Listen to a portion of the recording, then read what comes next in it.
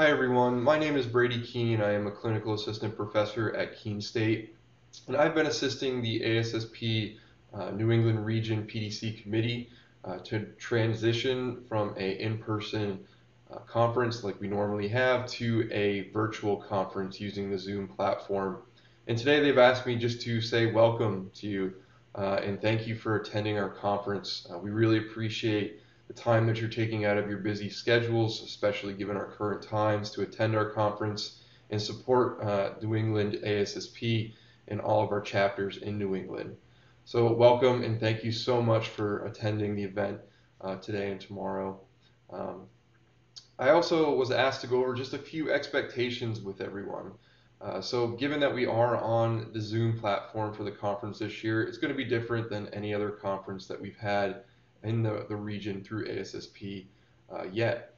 So just a few really basic things that I think everyone should just pay real close attention to is number one, your mute button and your stop video button. During the time that presenters or speakers are presenting during the conference, we please ask that you mute your audio as well as your video. This can be accomplished by going to the bottom left-hand corner of your screen. You can see the mute button there. If you click that, it'll stop all audio that your speaker can hear as well as all other attendees. And if you click on stop video, it'll also stop your screen so that no one can see what's going on behind the camera. This is going to be used just to prevent distractions. We're all just going to be in different places at different periods of time throughout the day. And we all know that there's a lot of distractions that can come in during those times. So please, please, please keep your audio off as well as your video off during the actual speaking session. Now, during times that the speaker will be asking for questions or participation in the audience, please feel free to unmute your video and audio when appropriate. Some other expectations specifically around the questions. So during a normal conference, there's going to be questions asked from the audience, and typically we could raise our hand or ask out loud to the speaker. But it's going to be different through Zoom. As we all know, everything's going to be different. So we're going to ask that you use the chat feature to ask your questions during a presentation. Simply click on the chat button at the bottom of your screen. You will see a little box pop up. It could be a separate box or one that appears on the right hand side of your screen.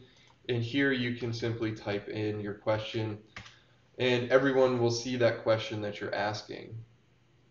Those questions will be monitored by the moderators for the speakers, and when appropriate, the moderators will then ask those questions to the speakers. Now, at that point in time, the speaker might ask the person that asked the question to also chime in if the question's not answered, or if that individual has additional questions based on the answer. At that point in time, you can then unmute your video and audio to ask that question. Also, the speakers might ask questions throughout their session, to which, again, you can unmute your video and audio and answer those questions. Or at the end of the session, when it's open question answer time, they might ask you to also unmute your video and audio for that time.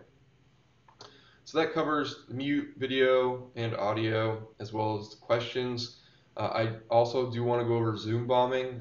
For those of you that are not familiar with that term or expression, it is when we have an uninvited individual come into our Zoom meetings and cause an intentional disruption. So someone might join in, play music, or say or show inappropriate things. We do have some security measures in place for that. And hopefully if that does happen, we can remove that individual from the meeting. But if we are not able to do that, we are going to close the meeting down, and within just a few minutes, you'll receive an email from us with a new Zoom link to which we will then continue the presentation with. Those are the expectations that we have for everyone that's attending the conference. And again, I just want to say thank you for attending the conference, spending time with us during these 2 days. And I want to say a special thank you to our speakers and volunteers.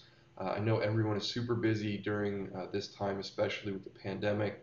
And we can't thank you enough for volunteering your time and effort to ASSP in the region. So that is all I have for you. If there's questions that you have, please feel free to email us, anyone on the committee or our general email on our website. And again, thank you, and I hope you all enjoy the conference.